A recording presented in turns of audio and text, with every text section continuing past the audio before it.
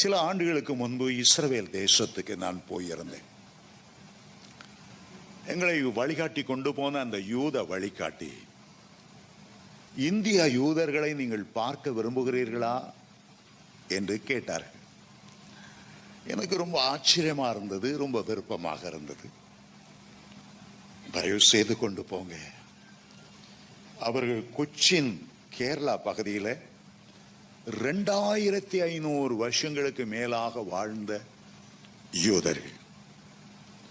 ஏதோ ஒரு 50 வருஷம் 100 வருஷம் வாழ்ந்தவர்கள் அல்ல.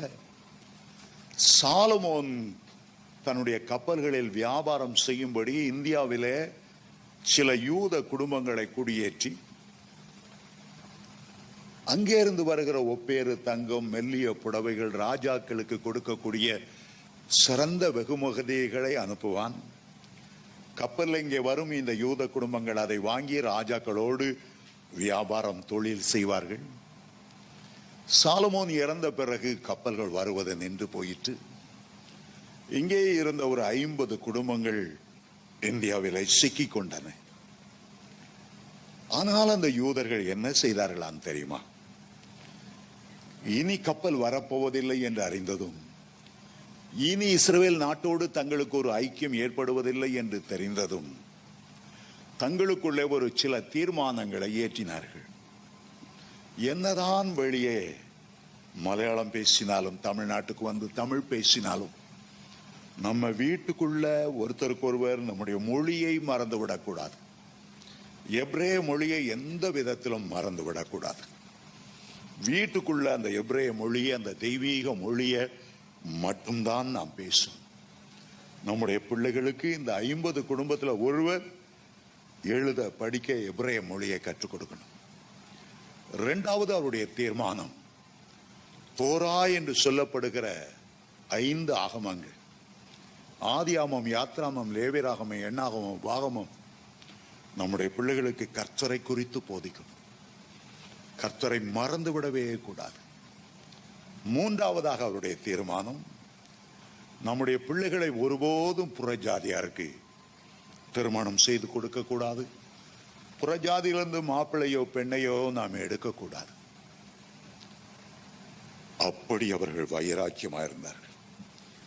கொச்சினிலேயே ஒரு எருசலேமை கொண்டு வரும்படி சாலமோன் தேவாலயத்தின் ஒரு சிறிய பகுதி போல ஒரு தேவாலயத்தை அவர்கள் கட்டினார்கள். கர்த்தரை மறந்து விடவில்லை. கர்த்தரை மறந்து விடவில்லை. 1948ஆம் ஆண்டு மே மாதம் 14ஆம் தேதி இஸ்ரவேல் தேசம் சுதந்திரம் பெற்ற போது, இப்படிப்பட்ட யூதர்களை குறித்து இஸ்ரவேல் அரசாங்கம் கேள்விப்பட்டு எத்தனையோ விமானங்களை அனுப்பி அவர்களை தங்களுடைய தேசத்துக்கு சேர்த்து கொண்டார்கள். அவர்களுக்கு என்று அந்த 50 குடும்பம் 500 குடும்பமாக ஏராளமான பேர் பெருகியிருந்தார்கள். இஸ்ரவேல் தேசத்தில் ஒரு பகுதியை அவர்களுக்கு கொடுத்து, இதில் கஷ்டப்பட்டு விவசாயம் செய்யுங்கள், அரசாங்கம் உங்களுக்கு எந்த விதத்தில் உதவி செய்ய முடியுமோ. இப்போது அவங்க செழிப்பாய் அந்த இடத்தையே மாற்றி இருக்கிறார்கள். நிறைய ஃபேக்டரிகள் அதில் இருந்தது. எங்களை கூட்டி காண்பிப்பதற்கு ஒரு யூத பெண் வந்தாள். அவளுடைய பெயர் நீலி. அவள் சொன்னாள், இந்தியா விட்டு நாங்கள் வந்ததிலிருந்து மலையாளத்தையும் தமிழையும் மறந்துட்டோம், ஆனாலும் உங்ககிட்ட நாங்கள் மலையாளத்தில் பேசுகிறோம் என்று அழகாக மலையாளத்தில் பேசினார்கள். அவருடைய முகத்தோற்றம் கூட 2500 ஆண்டுகள் இந்தியாவில் இறந்து இறந்து இறந்து அசல் ஒரு மலையாளி போலே எல்லாருடைய முகமும் காட்சியளித்தது. ரொம்ப ஆச்சரியமான காரியம். யூதருடைய விசேஷம், எங்கே சென்றாலும் தங்களுடைய யூத பண்பாடுகளை தாங்களே சுமந்து கொண்டு செல்லுகிறது. தமிழர்களை பாருங்க, அமெரிக்காவில் 10-15 வருஷத்துக்கு முன்னால குடியேறின தமிழ் மக்கள் நம்மளை பார்த்து கேட்கிறாங்க, there is no antitulapam in Tamil because our children do not study Tamil. 10 வருஷத்துக்குள்ள தமிழ் மறந்தாச்சு. எனக்கு கிறிஸ்டியானிட்டி மேலே ஈடுபாடு கிடையாது. ஓகே, கிரைஸ்ட் மேலே ஈடுபாடு. Again coming to the point, கிறிஸ்டியானிட்டின்றது மதம், ஓகே, கிரைஸ்ட்ன்றது மதம் கிடையாது. பைபிள்ல எங்கேயுமே ஜீசஸ் வந்து மத பிரச்சாரம் பண்ணவே இல்லை. புரியல என்ன பண்ணிட்டாங்கன்னா, என்ன கொடுமைனா, இன்னைக்கு ஜீசஸ் வந்து அமெரிக்கன் காட் மாதிரி ஆகிட்டாங்க. அவருக்கு அமெரிக்காவுக்கும் சம்மந்தமே கிடையாது. ஜீசஸ் இங்கிலீஷ்லயே பேசல. அவர் பேசின லாங்குவேஜ் அராமி, ஹீப்ரு. அது அந்த இது வந்து நம்ம ஆளுங்க வந்து இதை வந்து இதுக்கும் ஈஸ்ட் இந்தியா கம்பெனிக்கும் இங்கிலாந்துக்கும் அமெரிக்காவுக்கும் பிரான்ஸுக்கும் ஜீசஸ்க்கும் ஆக்சுவலாக வந்து ஒரு சம்மந்தமும் கிடையாது. பைபிளை படிக்கிறவங்களுக்கு மட்டும்தான் தெரியும். ஜீசஸ் என்ன சொன்னார், உனக்கு 2 ட்ரெஸ் இருந்தால் ஒரு ட்ரெஸ்ஸை எடுத்து கொடுத்துருந்தாரு. ஏழைங்களுக்கு உதவணும்னாரு, அடுத்தவங்களுக்காக ப்ரே பண்ணணும்னாரு. அதை தான் நான் பண்ணிகிட்ருக்கேன், அதை ட்ரை பண்ணிகிட்ருக்கேன். அவ்வளோதான். ஜீசஸ்னா லவ், அந்த லவ் எனக்கு பிடிச்சிருக்கு.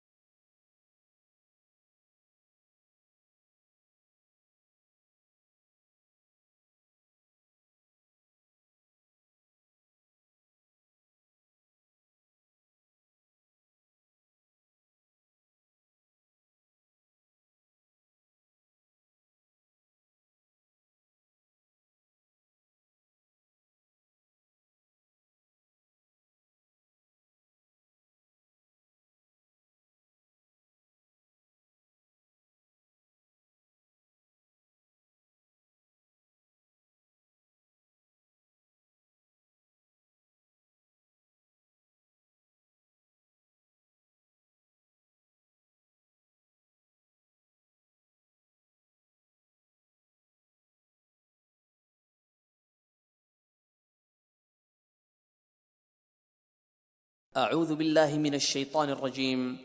بسم الله الرحمن الرحيم.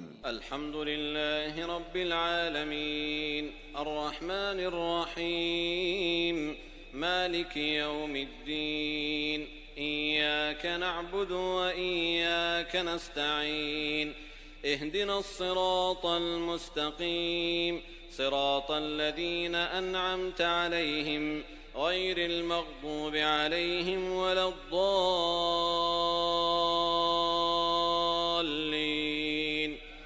آمين.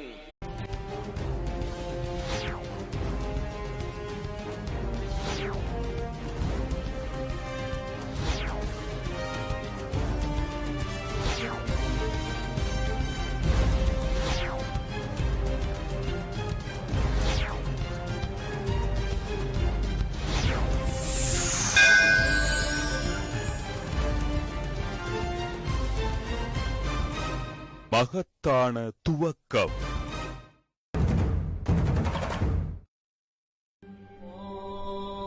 கேரளாவின் கொடுங்கலூரில் இன்றும் கம்பீரமாக காட்சி தருகிறது இந்தியாவில் முதன்முறையாக கட்டப்பட்ட இஸ்லாமியர்களின் மசூதி.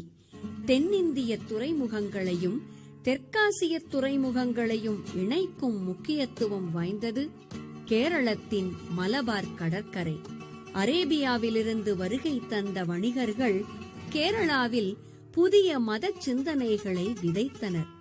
இஸ்லாம் என்று அழைக்கப்பட்ட அந்த மதம் கடற்கரை மனிதர்களை மட்டுமல்லாது இந்த நாட்டின் இந்து மன்னர் சேரமான் பெருமாளையே மனம் மாற்றி மதம் மாற்றியது. சிற்சில அதிசயங்களை நேரடியாக உணர்ந்த மன்னர் சேரமான் பெருமாள் மெக்காவிற்கு சென்று இஸ்லாத்தை தழுவினார். தனது பெயரை தாஜுதீன் என்றும் மாற்றிக்கொண்டார். மெக்காவிலிருந்து திரும்பும் வழியில் ஓமனில் நோய்வாய்ப்பட்டார். இறக்கும் தருவாயில் தன் சகாக்களை அழைத்து தன் நாட்டில் இஸ்லாத்தை பரப்புமாறும் தொழுகைக்காக மசூதி ஒன்றை கட்டுமாறும் பணித்தார். கிபி 629 வருடம் மாலிக் பின் தினார் தலைமையில் கேரளம் திரும்பிய மன்னரின் சகாக்கள் இந்த புனித பணியில் ஈடுபட்டனர். இன்றும் கேரளாவில் நிலை பெற்று நிற்கும் இந்த மசூதியில் அணையா விளக்கு ஒன்று 1000 வருடங்களாக எரிந்து கொண்டிருப்பதாகவும் அதில் எண்ணெய் ஊற்ற அனைத்து மதத்தினரும் வருகை தருவதாகவும் கூறப்படுகிறது. மன்னர் சேரமான் பெருமாள் பெயரால் அமைக்கப்பட்ட இந்தியாவின் முதல் மசூதி சேரமான் ஜுமா மசூதி என்ற பெயரில் கேரளாவின் கொடுங்கலூரில் உருவானது ஒரு மகத்தான துவக்கம்.